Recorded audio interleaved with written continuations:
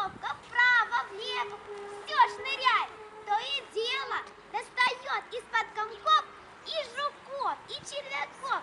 И никто не скроется от такой работницы. А это птичка, синичка. У нее гнездо луковичка. Она сама вяжет и на ветку прилаживает. И висит она, как гамачок для синичьих деточек. Ніж гарні на пташки. А я весно, а що там у вашому кошику? Це жайворонки.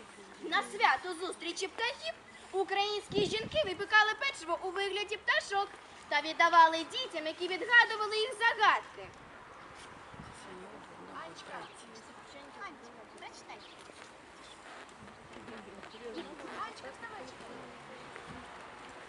Жаворонок.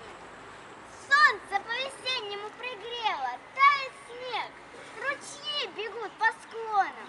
Только рожь не может отогреться. Зябнет в тонком платьице зеленом. На плечах ее застыли льдинки. Плачет рожь от тех уколов жгучих. Жаворонок, птичка-колокольчик, скоро ли растянет лед колючий? Зазвенела птичка-колокольчик, над весенним полем пролетая. Рассердился лед, услышав песню, сморщился на солнце и растаял. Радуется рожь, поет, смеется, жаворонку звонкому кивает. Солнце нас лучами согревает, жаворонок песни согревает. Молодець! А тепер відгадайте наші загадки. Хто перший відгадає, тому і жайворонок. Я перша. Який ноги, такий ніс. По болоту ходить скрізь. Хату на хаті має, жаба в рахунок знає. Хто це? Скажи.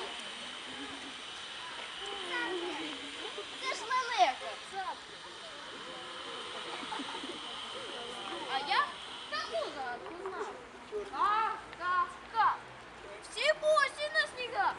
Хто це? Що? Ворона? Ворона. Ні, це яка ж ворона? Це ж качка. Швидко скрізь цей птах літає. Безліч мошок поїдає.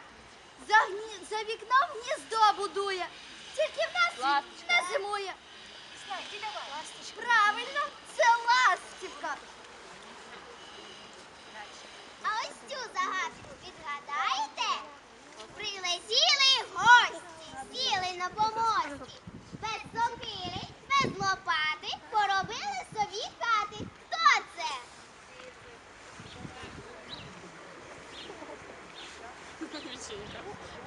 Так. Дятел? Ні. Який ж це дятел?